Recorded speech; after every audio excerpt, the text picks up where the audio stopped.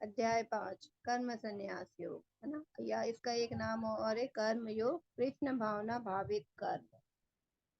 आज हम अध्याय 5 में जानेंगे कि कर्म संन्यास योग क्या है।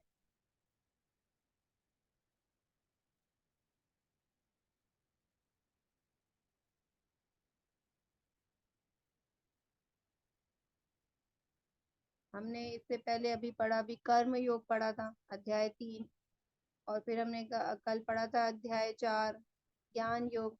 तो ये अध्याय कर्म योग और ज्ञान योग, ये दोनों का जो आगे और विस्तार किया गया है, दोनों को अच्छे से समझाया गया है, वो यहाँ पे आज 5वें अध्याय में और इसको विस्तार से पढ़ेंगे, इसलिए इसका नाम है कर्म संन्यास योग। अब प्रारंभ करते हैं 5वें अध्याय का पहला श्लोक। अर्जुन उवाच संन्यास संन्यासं कर्मणां कृष्ण पुनर्योगं च संश्रसि यच्छ्रेय एतयोरेकं तन्मे ब्रूहि सुनिश्चितम्। अर्जुन ने कहा, हे कृष्ण, पहले आप मुझे कर्म त्यागने के लिए कहते हैं और फिर भक्ति पूर्वक कर्म करने का आदेश देते हैं। क्या आप अब कृपा करके निश्चित रूप से बतलाएंगे कि इन दोनों में से कौन अधिक लाभप्रद है। जैसे भगवान ने कर्म योग में कर्म के ज्ञान दिया, कर्म हमें किस तरह के करने हैं ना, अपने स्वधर्म वाले कर्म करने हैं, और हमें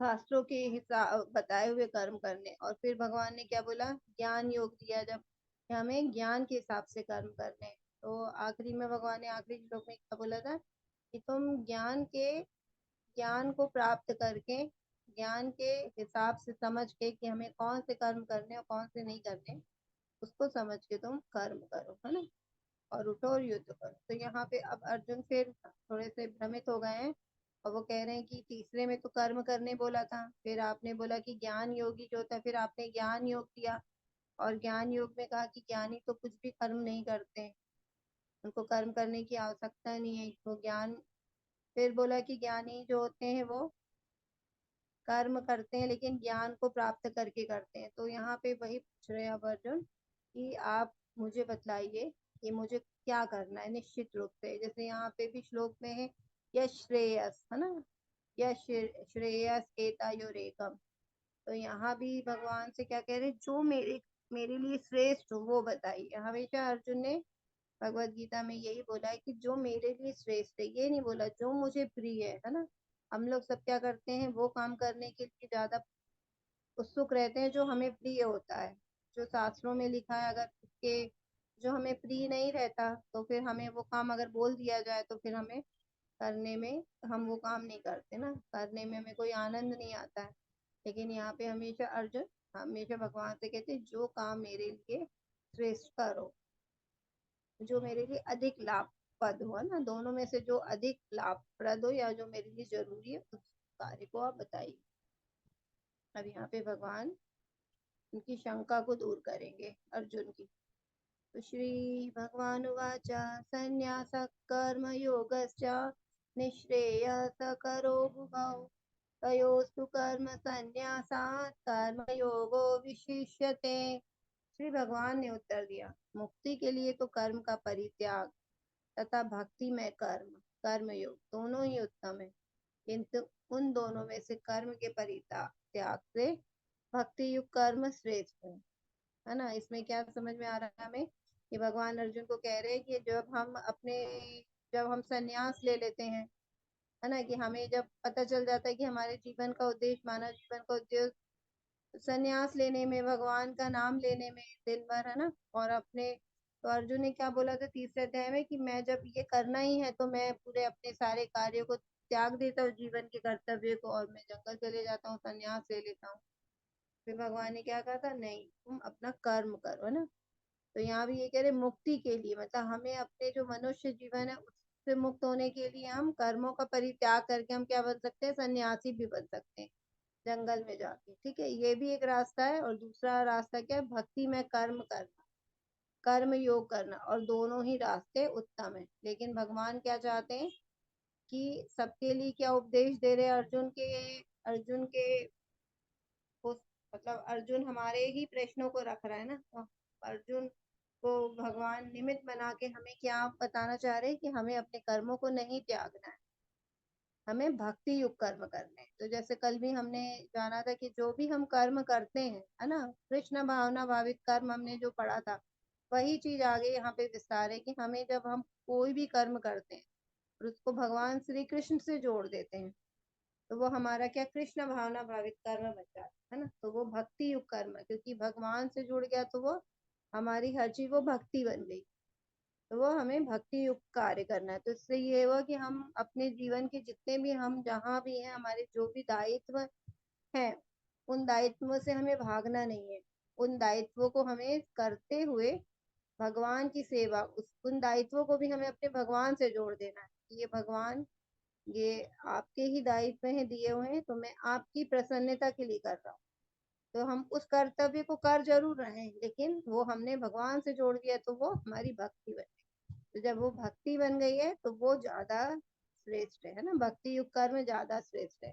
तो भगवान ने अर्जुन के माध्यम से हम लोग को इस चीज का ज्ञान दिया है कि हमें भक्ति करनी है, लेकिन हमें अपने सारे कर्मों को भगवान से जोड़ देना है।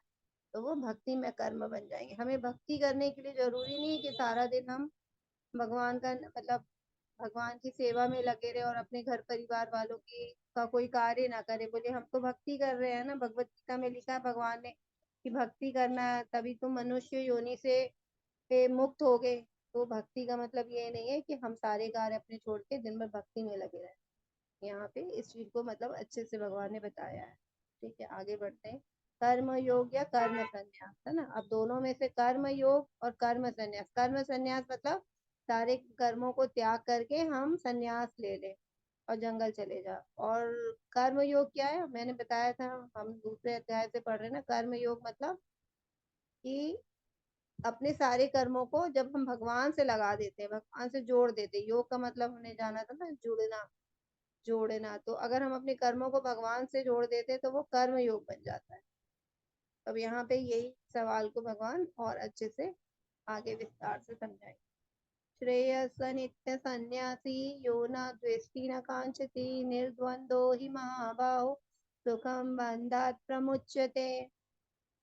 जो पुरुष ना तो कर्म फलों से घृणा करता है और ना कर्म फल की इच्छा करता, वे नित्य सन्यासी जाना जाता है। हे महाबाहु अर्जुन, ऐसा मनुष्य समस्त द्वंद्वों से रहित होके भव बंधन को पार कर पूर्णतया मुक्त हो जाता है। तो यहाँ पे क्या बोल रहे भगवान कि हम संसार में ही रह के, है ना, एक जो भगवान का जो भक्त होता है वो मतलब कर्म करता है और कर्म फलों से वो घृणा नहीं करता कि अगर दुख आए तो नफरत करने लगे, है ना, कि भगवान आपने ऐसा क्यों किया। सुख आए, वो इन उसको ये है कि भगवान के लिए, वो प्रसन्नता के लिए कर्म आ रहा है। तो अगर दुख आए सुख आए, है ना, अच्छे दिन हो बुरे दिन हो, वो सब में वो आसक्त नहीं होता। सारे कर्मों को भगवान से लगा देता है वो, सारे कर्मों को अपने। तो वो कर्मों के फल से अटैच नहीं होता ना। हम क्या होते हैं जब कर्म करते हैं तो कोई, जैसे कोई हमने किसी की हेल्प करी तो हम चाहते हैं कि वो हमारी बढ़ाई करे, है ना, तो हम बढ़ाई सुनना चाहते हैं। और जब हमें पता लगता है उसने बढ़ाई नहीं करी तो दोबारा कभी उसको जरूरत होगी तो क्या होगी, हम उसकी हेल्प ही नहीं करेंगे।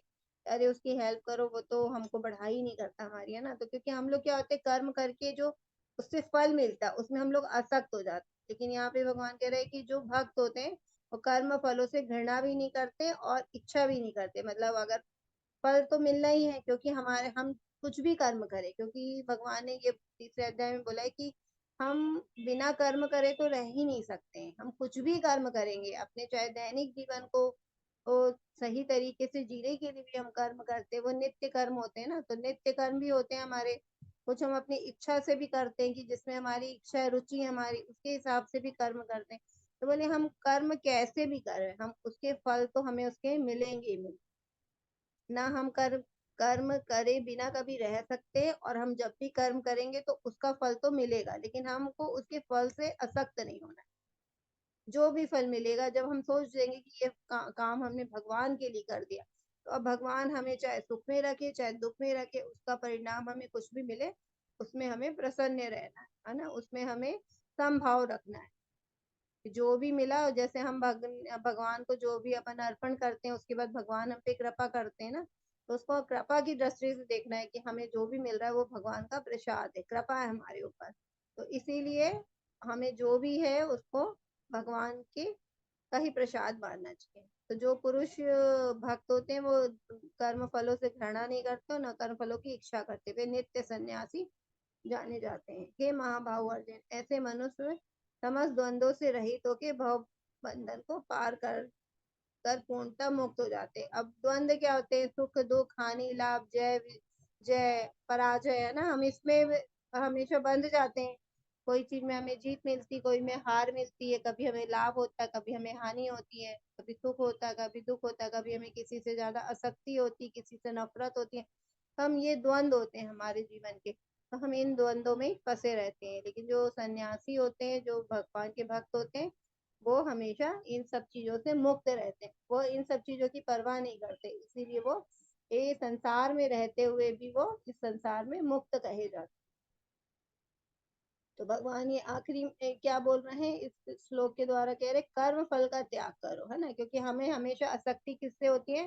कर्म करने के बाद जो हमें उससे फल मिलता है उसको हम उससे आसक्ति होती, तो उसको त्याग दो, कर्मों को नहीं त्याग, हमें कर्म को करते ही रहना। ठीक है। तो अब हम कैसे कर्म करेंगे इसको और अच्छे से समझाएंगे भगवान कि हमें कैसे कर्मों को त्यागना है और हमें कर्म करते रहना है। योग युक्तो विशुद्धात्मा जितात्मा जितेन्द्रिया सर्वभूतात्मा भूतात्मा कुर्वन् कुर्वन्नपि न लिप्यते। तो हमें कैसे कर्म करना है? हमें इस संसार में रहते हुए सारे कर्म करना है, और हमको फिर भी इस संसार के कर्मों के जो फल है, सुख दुख है, उससे हमें संसार की जो विधियां हैं जो हमें उलझाती है, भ्रमित करती है, भौतिक विधियां, उससे हमें नहीं उलझना है। जैसे एक इसमें एग्जाम्पल दिया है यहाँ पे, जैसे यहाँ पे हमें दिख रहा है कमल का फूल, है ना। तो उसके जो पत्ते हैं, तो यहाँ पे इसके एग्जाम्पल से भगवान ने समझाया है कि ब्रह्मण्याधाय कर्माणि संगं त्यक्त्वा करोति यः लिप्यते न स पापेन पद्मपत्र विमांभसा। जो व्यक्ति कर्म फलों को परमेश्वर को समर्पित करके आसक्ति रहित होकर अपना कर्म करते हैं, वे पाप कर्मों से उसी तरह अप्रभावित रहते हैं जिस प्रकार कमल पत्र जल से अस्पर्श रहता है। तो बोला कि जो भगवान की सेवा में लगे रहते हैं, भगवान को ही सारे कर्म समर्पित कर देते हैं और उनका मन भी भगवान को समर्पित रहता है, तो वो जो आसक्ति रहित होके अपना कर्म करते हैं, तो उनमें सुख मिले दुख मिले, हानि मिले लाभ मिले, उससे वो आसक्त नहीं होते, मतलब उनके फलों में ज्यादा उलझते नहीं है उसपे। उनका काम होता है कि हमें कुछ भी फल मिलेगा, लेकिन हम तो अपना कर्म नियत कर्म करते रहेंगे भगवान के लिए। तो क्या होता है, ऐसे अगर वो इस भावना से अगर कार्य करते हैं तो वो पाप कर्मों से उसी प्रकार अप्रभावित रहते, तो उन लोगों को कभी पाप लगता ही नहीं है, क्योंकि वो भगवान के लिए कर्म कर रहे हैं। सुख मिल रहा है दुख मिल रहा है वो भी सब भगवान के लिए, वो इतना ध्यान नहीं दे रहे कि सुख है कि दुख है, लेकिन उन्होंने जो सोच लिया कि हमें भगवान के लिए ही सारे कार्य करना है, वो भगवान के लिए कर रहे, तो उनको कभी पाप लगेगा ही नहीं। उनके जो कर्मों का फल होगा ना, क्योंकि भगवान देख रहे हैं कि ये मेरे को ही समर्पित कर रहा है, तो उनके जो कर्मों का जो फल हमें एक मिलता है ना, अच्छे कर्म से हमने देखा था पुण्य मिलता है, और जो बुरे कर्म करते हैं उससे हमें पाप मिलता है। लेकिन जब हम सारे कर्म, हमने कल भी देखा था ना, अकर्म करेंगे, मतलब भगवान कृष्ण के लिए करेंगे, तीसरा वाला जो हमने कर्म के जो प्रकार में देखा था, तो वही चीज बोला जा रहा है यहाँ पे कि जब हम भगवान कृष्ण के लिए कर्म करेंगे तो हम सारे पापों से छूट जाएंगे, और जो उसका कुछ पाप हमें मिलेगा ही। तो हम कैसे उसको समझेंगे? तो एग्जाम्पल दिया है कि जैसे कमल फूल होता है और उसका पत्ता, हमने देखा है कि ये तो जल जहाँ होता है, सरोवर, उसमें होते हैं कमल। तो उसमें आप कभी भी देखिए, ये पिक्चर में भी दिख रहा है कि जब वो पानी में रहते हैं उसके पत्ते पूरी तरह से, लेकिन उसके ऊपर पानी डालोगे तो वो स्पर्श नहीं करेगा, देखो बूंद के रूप में इकट्ठा हो गया, लेकिन जैसे और पत्ते होते हैं ना, जैसे गीले हो जाते हैं, लेकिन ये गीला नहीं होता, तो ये अप्रभावित रहता है जल से। तो इसी प्रकार हमको भी, ये साधु लोग कैसे रहते हैं कि ये संसार में रह के भी सारे, हमें लग सकता है ना कि वो भी खा रहे हैं वो भी पी रहे हैं, तो वो हमारे जैसे साधारण है ना, लेकिन वो क्या कर रहे हैं? वो है काम कर्म वही कर रहे हैं जो हम कर रहे हैं, लेकिन वो भगवान की सेवा के लिए कर रहे हैं, और हम लोग जो कार्य कर रहे हैं वो हम लोग अपनी इंद्रिय तृप्ति के लिए कर रहे हैं। तो हम जो भी कार्य करेंगे उसका पाप पे पुण्य का फल हमें मिलेगा, और जो भगवान की सेवा के लिए कार्य करेंगे जो पुरुष, तो उनको पाप पुण्य से वो ऊपर हो जाएंगे, मुक्त रहेंगे। हनुमान ने लंका को भगवान राम को भेंट के रूप में जलाया, उनकी शक्ति के प्रदर्शन के रूप में नहीं। वे अपने कर्म के फल से नहीं जुड़े थे, उनमें इस इसने उन्हें तुरंत प्रभु की अगली सेवा में शामिल होने के लिए सक्षम किया, क्योंकि उनकी हर सांस प्रभु की सेवा के लिए थी। अब यहाँ पे जैसे दिया हुआ एग्जाम्पल, तो जैसे हनुमान जी ने लंका को जलाया था, तो वो ये अपना शक्ति प्रदर्शन नहीं करने के लिए है ना, हनुमान जी की मैं तो बहुत शक्तिशाली हूँ, मैं तो कुछ भी कर सकता हूँ, नहीं। उन्होंने क्यों किया था? क्योंकि वो भगवान के प्रति समर्पित थे, उनका जीवन समर्पित था, वो दास थे। तो उन्होंने जो भगवान के लिए मतलब जो मतलब लंकापति के प्रति जो उनको क्रोध था बहुत ज्यादा, कि उन्होंने मेरे भगवान के साथ ऐसा किया है ना, कि सीता मैया को यहाँ ले आए, तो वो जो क्रोध था उसको दिखाने के लिए उन्होंने, और ये जो क्रोध था उन्होंने वो भी क्या किया, राम की सेवा में लगा, उस क्रोध के रूप में उन्होंने लंका को जला दिया। तो यहाँ पे ये बोला कि अब वहां पे वो अपने कर्म के फल से नहीं जुड़े थे, वो वहां पे ये नहीं सोच रहे थे कि मैं आग लगाऊंगा तो मुझे उसका क्या फल मिलेगा, वो ये सोच रहे थे कि मेरी ये मैं जो भी सेवा दे रहा हूँ ये मैं अपने भगवान श्री मतलब श्री राम जी की प्रसन्नता के लिए दे रहा हूँ। तो उन्होंने ये कर्म किया था, उन्होंने फल की इच्छा नहीं रखी थी कि क्या होगा, से तुरंत वे अगली, और वो अपनी क्या करते थे, सारी सेवा भगवान को समर्पित करते थे, क्योंकि उनकी हर सांस क्या थी, प्रभु की सेवा में लगी हुई थी। कि वो तो सच्चे भक्त है ना, राम हनुमान जी सच्चे भक्त है। और आज भी कहा जाता है जहाँ भी वो सारी आज भी वो सेवा कर रहे हैं, वो भी भगवान के धाम है ना, सुना है हमने जैसे भगवान के धाम वो इसी धरती में है कि जहाँ जहाँ राम कथा होती, वो आज भी हनुमान जी जाकर वहां पे भगवान की सेवा करते हैं, भगवान की सेवा में जो कार्य होता है वो करते हैं। तो इस प्रकार वो उनकी एक एक सांस भगवान की सेवा में लगी। हमें अपनी उपलब्धि को कृष्ण के चरण कमलों पर रखना चाहिए, ताकि इसमें लगाव से छुटकारा मिल सके। जैसे अब कभी कभी होता है हम लोग बहुत ही कुछ काम ऐसे करते हैं जो जिससे हमें भी लगता है कि ये तो बहुत बड़ा काम किया हमने ना, हम बड़ी उपलब्धि हो या हमारे पास कुछ भी हो, जैसे बहुत धन हो या हमारे बहुत बहुत बड़े हमने कोई आ, पढ़ाई में बहुत अच्छा मेडल प्राप्त किया हो, तो जो भी हमारी उपलब्धि होती है, या हमने बिजनेस बहुत अच्छा खड़ा किया या बहुत है ना ख्याति प्राप्त करी है, तो हमने जो भी करी है तो वो क्या होता है, भगवान की ही के कारण हो रहा है, क्योंकि जो हमारा हमें जो भी गुण है हमारे अंदर वो भगवान ने हमको दिया है। तो वो ख्याति भी क्या है, हमें भगवान के चरणों में रख देना चाहिए।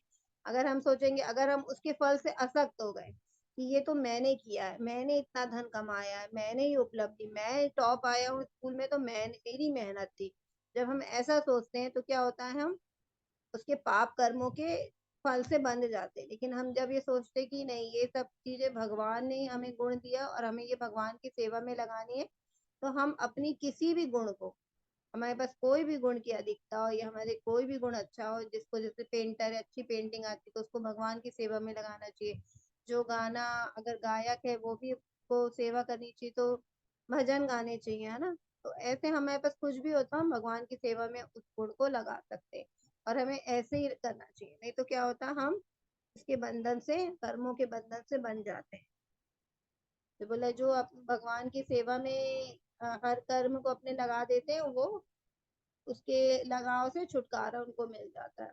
जैसे अब इसका अगर एग्जाम्पल हम देखेंगे तो प्रभुपाद जी सही एग्जाम्पल है। उन्होंने वो चाहते तो, जैसे वो वहां पे रहते थे संन्यास लेके वृंदावन मंदिर में, तो वो 70 साल की एज थी उनकी, वो चाहते तो आराम से वहां रह के रह सकते थे वृंदावन में, और आराम से अपनी आगे की यात्रा, अपना जो जीवन था वो बिता सकते थे। लेकिन उन्होंने क्या चूज किया, वो विदेश जाएंगे, इसके बारे में उनको कुछ भी पता नहीं था।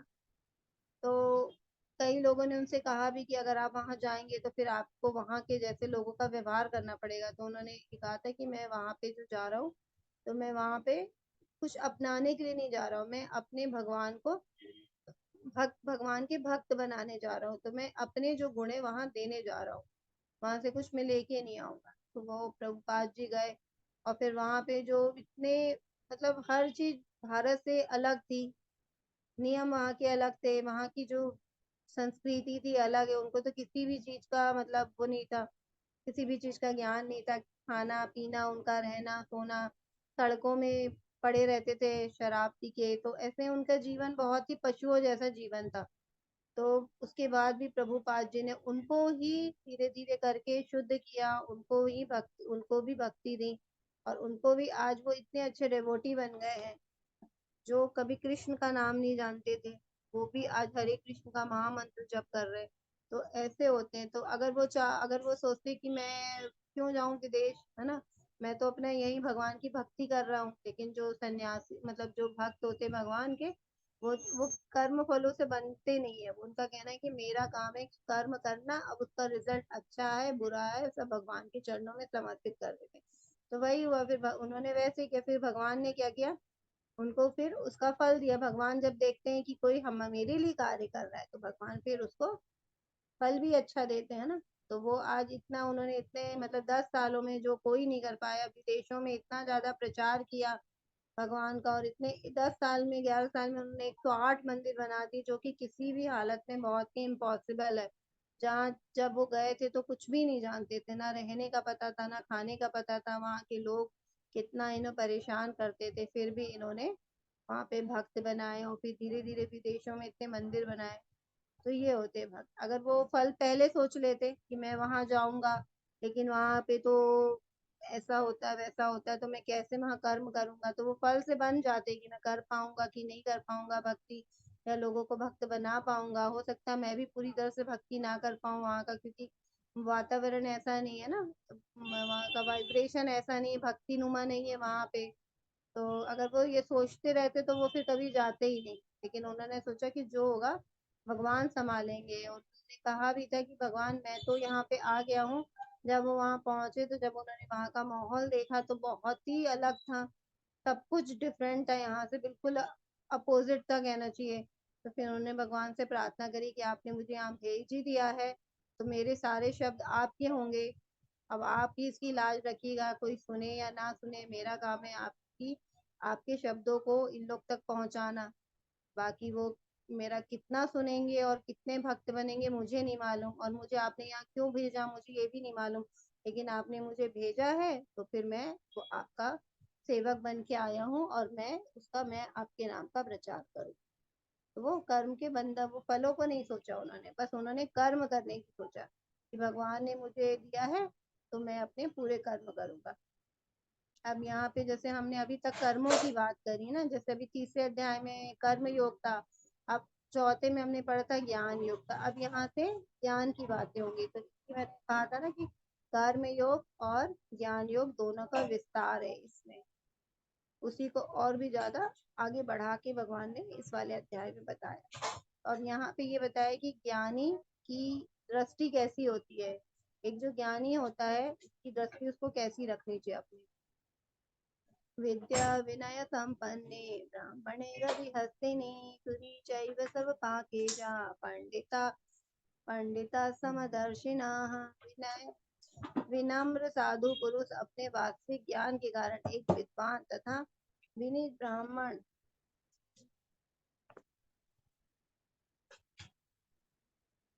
गाय हाथी कुत्ता तथा चंडाल को समान दृष्टि समभाव से देखते हैं, है ना। ये पिक्चर में देखिए, ये जितने भी हमें जीव दिख रहे हैं, एक साधु है, उसमें भी भगवान बीच में जो रोशनी जल रही है, मतलब वो परमात्मा भगवान ही परमात्मा के रूप में। और जितनी आत्मा हमने पढ़ा था ना, आत्मा में परमात्मा का वास होता है ना, तो ये जितने भी छोटे छोटे जो जीव हैं, जितने भी जीव जंतु हमें दिखते हैं, है ना, उन सब में भी आत्मा के अंदर भगवान का वास है, परमात्मा है। तो जो साधु पुरुष होते हैं, जो भक्त होते हैं, उनकी दृष्टि कैसी होती है, वो मानते हैं कि वो मतलब उन्हें इतना ज्ञान होता है कि सबके अंदर भगवान ही बैठे हुए हैं। तो वो किसी से नफरत नहीं करते हैं, वो सबको समभाव से देखते हैं, मतलब सबको समान दृष्टि से, सबको वो उनके अंदर जो बैठे परमात्मा है उनके दर्शन करते हैं। वो ये नहीं देखते कि ये कुत्ता है, ये गाय है, ये हाथी है वो एक शरीर है उनका, ठीक है, लेकिन वो क्या देखते हैं, क्योंकि सामान्य व्यक्ति तो उनको ऐसे ही देखेगा ना, जो दिख रहा है गाय है कुत्ता है ना, लेकिन वो जो उसके अंदर बैठा परमात्मा है वो देखते हैं कि उसके अंदर हमारे भगवान है। क्योंकि भगवान क्या है, सारे जीवों के अंदर भगवान का ही अंश है। तो वो इस ज्ञान से सब व्यक्ति को देखते हैं और सबसे वो प्यार करते हैं, इसलिए वो किसी से नफरत नहीं करते। हमने देखा ना, वो घृणा भी नहीं करते किसी से, और वो आसक्ति राग भी नहीं करते, मतलब किसी को बहुत ज्यादा किसी से अटैच भी नहीं होते, क्योंकि उनको किससे अटैचमेंट होता है, खाली भगवान से होता है। उनका जो भी कर्म होता है वो भगवान के लिए रहता है, तो वो किसी से आसक्त भी नहीं होते, किसी से मतलब बहुत प्रेम भी नहीं होता और किसी से नफरत भी नहीं होती। उनकी दृष्टि कैसी होती है, सबों के लिए समान होती है कि ठीक है, ये जो भी प्राणी दिख रहे हैं इसके अंदर मेरे भगवान का अंश है। तो ज्ञानी की दृष्टि ऐसी होती है। ये ही संस्प्रजा भोगा दुःख योनया एव ते आद्यन्तवन्त कौन्तेय नातेषु रमते बुधा। बुद्धिमान मनुष्य दुख के कारणों में भाग नहीं लेता, जो कि भौतिक इंद्रियों के सत्संग से उत्पन्न होता है। हे कुंती पुत्र, ऐसे भोगों का आदि तथा अंत होता है, अतः चतुर व्यक्ति इसमें आनंद नहीं लेता। अब यहाँ पे भी ज्ञानी के बारे में भगवान ने बात की है, बुधा की बात की है। बुधा मतलब बुद्धिमान लोग। और बुद्धिमान कैसे कहे जाएंगे, जिनको ज्ञान है ना। भगवान मतलब हमें क्या करना है अपनी अपनी जिंदगी में, क्या नहीं करना है, जिसको पूरी तरह से ज्ञान है। और ज्ञान किसको होता है, जो कि शास्त्रों को पढ़ते हैं, जो भगवान की वाणी को समझते हैं, वही बुद्धिमान होते हैं। तो यहाँ पे यही बोल रहे भगवान, जो बुद्धिमान मनुष्य होते हैं वो दुखों के कारण में भाग नहीं लेते। अब दुख क्या होता है, जो भौतिक इंद्रिया, जो यहाँ पे संसार में रह के जो भी हमको इंद्रियों से सुख मिलता है ना, जैसे हमारी ज्ञान इंद्रिया होती है, आंख नाक कान। हमने पांच पांच ज्ञान इंद्रिया पढ़ी थी ना तीसरे अध्याय में, कि हमारी आंख होती है जिससे ज्ञान मिलता है, नाक होती है जिससे खुशबू से हमें किसी चीज का ज्ञान होता है, फिर हाँ जीभ होती है, टेस्ट करके हमें ज्ञान होता है, फिर कान है, आवाज सुन के ज्ञान होता है, और स्पर्श करके। तो हम अपनी क्या भौतिक इंद्रिया, जो हमारी ये जो इंद्रियां भौतिक है, ये हमें क्या भौतिक ज्ञान ज्ञान करवाती है। तो ये इंद्रियों के से जो भी हमें मतलब हमें सुख मिलता है, वो क्या होता है, ये थोड़े समय के लिए रहता है, या तो सुख खत्म हो जाता है या फिर हमारा शरीर खत्म हो जाता है भोगते भोगते, मतलब इसका अंत है। लेकिन जो हमें भगवान के कर्मों से जो सुख मिलता है वो क्या शाश्वत है।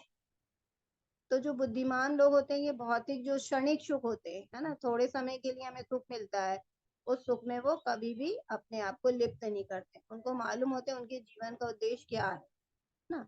तो और क्या बोला, ऐसे भोग क्या होते हैं, आदि और अंत होता है, जिसका स्टार्टिंग भी होता है और एंड भी होता है। लेकिन जो भगवान का सुख है वो तो शाश्वत होता है ना, सचित आनंद होता है। तो उसको वो उसका कभी अंत नहीं होता है। तो इसलिए जो बुद्धिमान होते हैं ऐसे ज्ञान में लगे रहते हैं, वो इंद्रिय भौतिक सुख में नहीं रहते। अब यहाँ पे चतुर व्यक्ति इनमें इसमें आनंद नहीं लेता। जैसे अब यहाँ पे एक पिक्चर दिख रही है, तो कुछ होते हैं ना, जैसे हमने कीड़े देखे हैं, पतंगे बोलते हैं, जो क्या होते हैं, आग जलती होती है उसकी तरफ वो अट्रैक्ट होते हैं, क्योंकि उनको बहुत अच्छा लगता है। लेकिन क्या होते हैं, वो इतना अट्रैक्ट हो जाते हैं, इतना आसक्त हो जाते हैं उसके प्रति, कि और पास जाते और पास जाते और पास जाते, और फिर क्या होते हैं, उसी में वो जल जाते हैं आग में। ठीक है।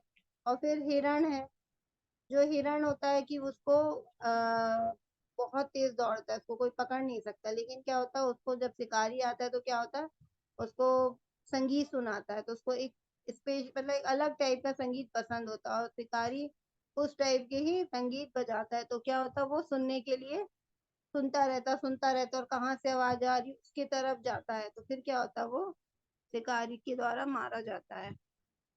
और भौरा है, भौरा को क्या तो खुशबू बहुत पसंद होती है फूलों की।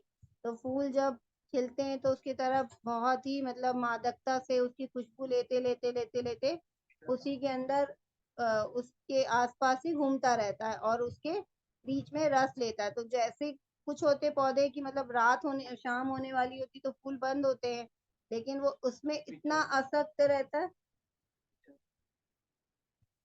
उसमें इतना आसक्त रहता है कि वो छोड़ता ही नहीं है ना, वो उसको लेता रहता है, स्वाद लेता रहता है और खुशबू लेता रहता है। तो वो फूल बंद हो जाता है और फिर वो मर जाता है।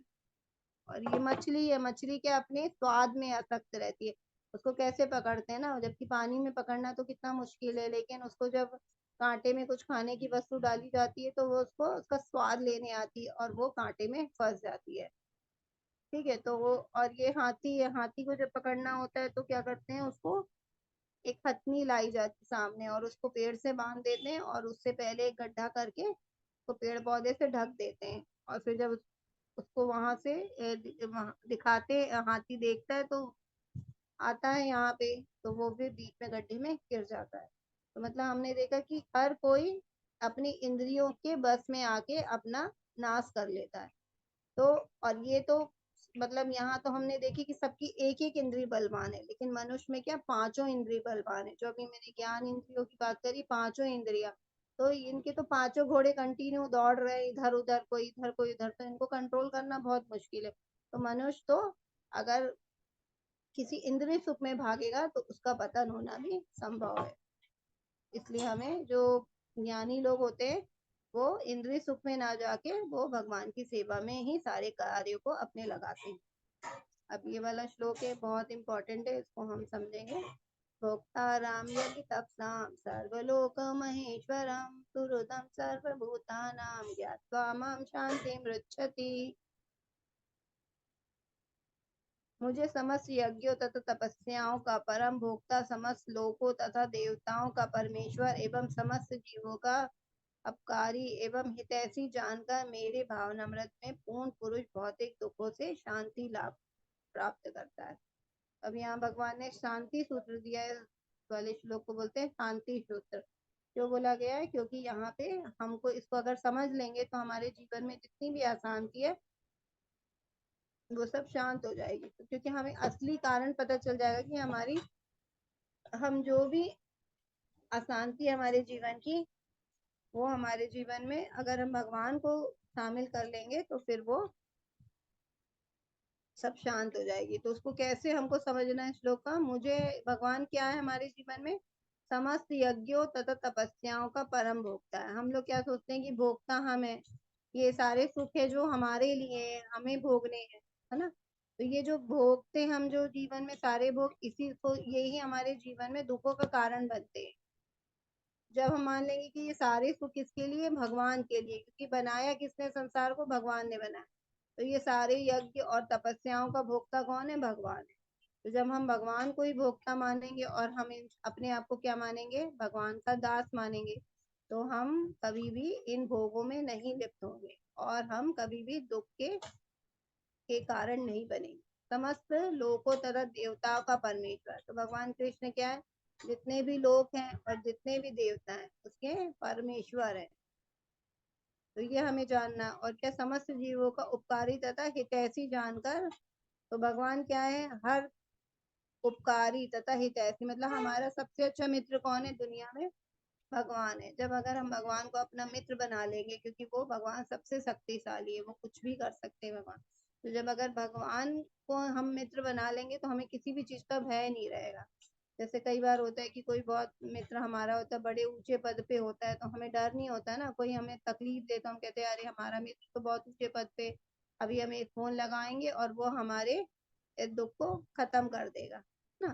लेकिन मित्र की जरूरत कभी कभी होते हैं कि मित्र तो होते हैं, लेकिन जब जरूरत आती है तो क्या होते हैं ना, वो हमारी फोन कॉल ही नहीं उठाते, क्योंकि उनको लगता है कि अब मुझे उनके लिए कुछ कार्य करना पड़ेगा। लेकिन यहाँ पे क्या, भगवान ऐसा नहीं करते किसी के साथ। जब हमें जब भी किसी भी चीज की जरूरत होती है तो हम अगर भगवान को मित्र बनाते हैं, तो क्योंकि भगवान खुद ही कह रहे हैं कि मैं सभी जीवों का हितैषी हूँ, तो भगवान हमेशा हमारे लिए जो भी करते हैं हमारे अच्छे के लिए करते हैं। तो जब हम ऐसी भावना रखेंगे और हम जो भी कार्य करेंगे वो भगवान को समर्पित करके करेंगे और अपना मित्र मानेंगे, तो भगवान हमेशा हमारे साथ है और हमारे सारे दुखों का को समाप्त करेंगे। तो यहाँ पे क्या लिखा है? भौतिक दुखों से अगर हम इतना ही समझ जाएंगे, भगवान कृष्ण ही सब कुछ, सब चीज के भोक्ता हैं और सभी देवताओं और लोगों के परमेश्वर है और सभी जीवों के हितैषी हैं, तो हमें वैसे ही शांति मिलेगी। तो हमें भावना अपनी ऐसी रखना है। अब यहाँ पे क्या है, जैसे सोने की एक ईंट मूल्यवान है, तो इसे कागज के वजन के रूप में प्रयोग करने से बेहतर उद्देश्यों के लिए उपयोग किया जा सकता है। इसी प्रकार बहुमूल्य मानव जीवन का उपयोग संसारी अर्थ भोग के बजाय वास्तविक सुख प्राप्त करने के लिए किया जाना चाहिए। अब जैसे मान लीजिए एक नॉर्मल ईंट होती है, तो ईंट की क्या हम उतनी वैल्यू करते नहीं करते हैं, कहीं भी रखिए बाहर भी फेंक देते, बाहर भी रख देते हैं, है ना। लेकिन अगर हमारे पास सोने की ईंट होगी तो फिर क्या होगा, हम बहुत ही सेफ्टी से रखेंगे उसको, क्योंकि हमें मालूम है उसकी कीमत बहुत ज्यादा है ना। कीमती वस्तु है वो सोने की, तो हम उसको अच्छे से रखेंगे। लेकिन हम अपने मानव जीवन को क्या उतने समझ पा रहे हैं उसकी इम्पोर्टेंस। मानव जीवन है वो भी बहुत कीमती है, क्योंकि जो हमें मानव जीवन भगवान ने दिया वो किस लिए दिया है कि अब हम, क्योंकि सिर्फ एकमात्र मानव जीवन ही जो कि हमें भगवत प्राप्ति करा सकता है, या आत्म साक्षात्कार हमें सिर्फ मानव जीवन के द्वारा ही मिल सकता है। और हम इस मानव जीवन को क्या कर रहे हैं, भौतिक सुखों में लगा रहे हैं, है ना। सारे इंद्रिय सुख कर रहे हैं अपनी उम्र को ऐसे ही। अभी आजकल तो सब दिन भर मोबाइल चला रहे हैं, है ना। क्या कर रहे हैं, 2 घंटे बोलेंगे मोबाइल चला लिया, बोलेंगे क्या किया 2 घंटे में, कुछ भी याद नहीं है ना। टीवी देख रहे हैं, मूवीज देखते 3-3 घंटा, लेकिन वो थोड़ा सा भगवान के लिए थोड़ा सा माला है जो कि 7 मिनट लगता है एक माला में, एक माला करने का टाइम नहीं है। तो हम इसको क्या समझे कि वो अपने जीवन का क्या कर रहे हैं ना, अपने जीवन को वेस्ट कर रहे हैं। जबकि भगवान ने मानव जीवन क्यों दिया है कि वो भक्ति कर सके। क्योंकि अगर हम पशुओं से बोलेंगे तो पशुओं में तो ये बुद्धि नहीं होती है, वो तो ये नहीं समझ सकते ना। लेकिन मानव जब मनुष्य होता है कि वो तो भक्ति के भगवान के बारे में जान सकता है। और यही बात है जो मानव को पशुओं से अलग बनाती है, क्योंकि वो ज्ञान हासिल कर सकता है। जबकि जो पशु होता है वो क्या करता है, सिर्फ जन्म मृत्यु और मैथुन और है, यही इसी में आहार विहार निद्रा बैतून, इसी में वो लिप्त रहता है। जबकि मनुष्य में थोड़ा भगवान ने ज्ञान दिया है, वही वही मनुष्य उसी ज्ञान का उपयोग करके भगवान की भक्ति कर सकता है। मनुष्य जिज्ञासा कर सकता है ना, पशु नहीं कर सकता जिज्ञासा।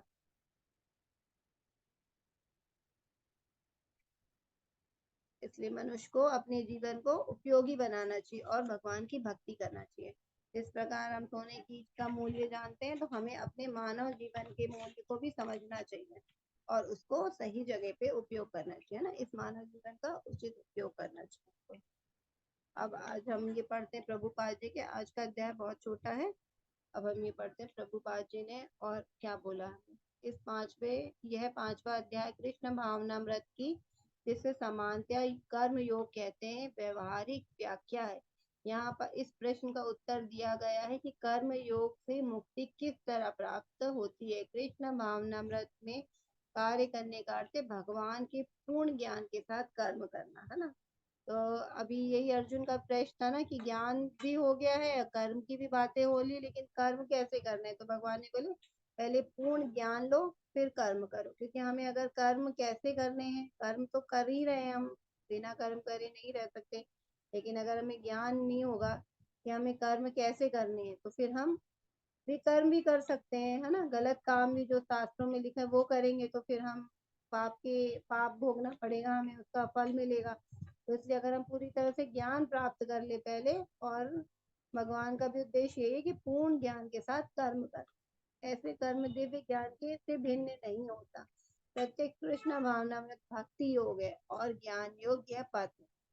हमें सही तरीके से जो भगवान क्या बता रहे हैं कि हमें ऐसे कर्म करने हैं जो हमें भक्ति की योग से जोड़े, भगवान से जोड़े। भगवान से हम कर्म को जोड़ेंगे तो वो भक्ति योग बन जाएगा। लेकिन वो भक्ति हमें कैसे करना है, क्योंकि हम भक्ति भी कर रहे हैं लेकिन क्या कर रहे हैं, हम अज्ञान में कर रहे हैं कौन से काम करने कौन से नहीं करने। जैसे अभी मान लो कि हमारे घर में कोई अगर दोस्त आते मित्र आते हैं, तो अगर हमने उसको कुछ भी मतलब खिलाया, लेकिन हमको मालूम है, अगर हमें थोड़ा सा ज्ञान है कि उसको क्या पसंद है ज्यादा, अगर हम वो बना के खिलाएंगे तो वो ज्यादा प्रसन्न होगा ना। पता लगा हमने ऐसी कोई चीज खिलाई जो उसको पसंद ही नहीं है। तो इसलिए हमें कैसे भगवान के लिए कार्य करना, अगर वो हमें ज्ञान के द्वारा पता होगा कि हमें भगवान के पद पे चलना है, लेकिन हमें कौन से कार्य करके हम भगवान को ज्यादा प्रसन्न कर सकते हैं ना। प्रसन्न वो भगवान होते हैं जिस कार्य से, तो हम इसलिए हमें ज्ञान भी होना जरूरी है, इससे भक्ति योग प्राप्त किया जा सकता है। कृष्ण भावनामृत का अर्थ है परमेश्वर के साथ अपने संबंध का पूर्ण ज्ञान प्राप्त करके कर्म करना और इस चेतना को पूर्ण पूर्णतया का अर्थ है कृष्ण या श्री भगवान का पूर्ण ज्ञान। ठीक है ना, ज्ञान का मतलब है भगवान कृष्ण के बारे में हमें पूर्ण अच्छी तरह से ज्ञान। शुद्ध जी भगवान के अंश रूप में ईश्वर का शाश्वत दास है। ये माया का प्रभु जताने की इच्छा से माया के संपर्क में आता है और यही उनके कष्टों का मूल कारण है। तो हम क्या संसार में आते हैं, हम तो भगवान के नित्य दास हैं, शाश्वत दास हैं। लेकिन हम क्या कहते हैं, जब इस संसार में आते तो हम क्या होते हैं, माया के तीनों गुणों से बन जाते हैं और हम चाहते हैं कि हम यहाँ के राजा बने। तो फिर क्या होता है, हम माया के चक्कर में फंस जाते हैं और यहीं हमारे कष्ट हमें मिलने शुरू हो जाते हैं। जब तक ये पदार्थ के संपर्क में रहता है उसे भौतिक आवश्यकताओं के लिए कर्म करना पड़ता है, किंतु कृष्ण भावनामृत उसे पदार्थ की परिधि से में स्थित होते हुए भी आध्यात्मिक जीवन में ले आता है, क्योंकि भौतिक जगत में भक्ति का अभ्यास करने पर जीव का दिव्य स्वरूप पुनः प्रकट होता है। तो यहाँ वही बता, शरीर मतलब जो भौतिक पदार्थ बोला, भौतिक पदार्थ है हमारा शरीर। हम भौतिक पदार्थ में रह के भी हम कृष्ण भावना भावित हो सकते हैं। हम शरीर में रह के, जो हमारी आत्मा नित्य है, शाश्वत है, हम उस शरीर के द्वारा, जो शरीर में आत्मा है उसके द्वारा भी हम भक्ति कर सकते हैं और भगवान को स्वरूप को प्राप्त कर सकते हैं।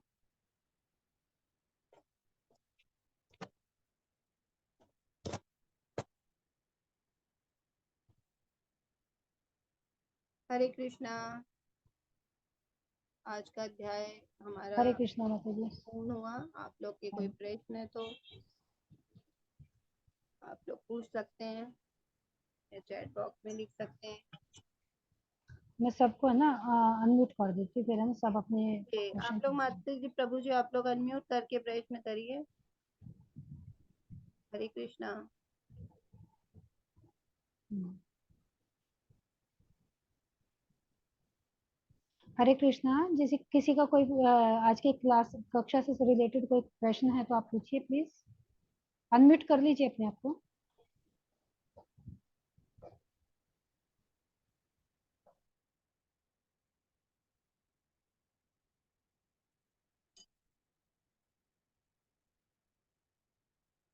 माता जी कोई नहीं, क्वेश्चन नहीं है मेरे पास, चैट बॉक्स में भी नहीं है।